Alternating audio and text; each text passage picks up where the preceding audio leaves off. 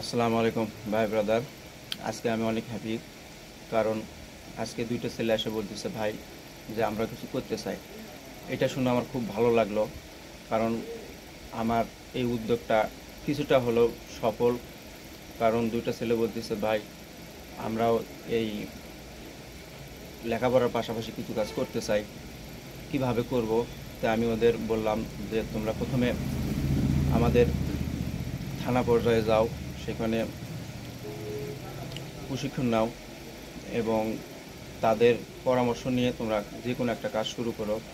তো একটা ছেলে বলল যে ভাই আমার ছোট একটা পুকুর আছে, আমি কি করব। তখন বললাম যে তুমি কিছু হাঁস অথবা মুরগি কিনো, সে পুকুরে মাছং বা টং ফালাও, সেখানে তুমি কিছু মাছ ছেড়ে দাও এবং যে হাঁস মুরগি পালবা, সে মুরগি বা হাঁস থেকে যে বিষটা বেরোবে সেটা তোমার খাদ্য হিসেবে ব্যবহৃত হবে এবং পুকুরে মাছও পাশাপাশি চাষ হবে, এতে তোমার অধিক লাভ হবে।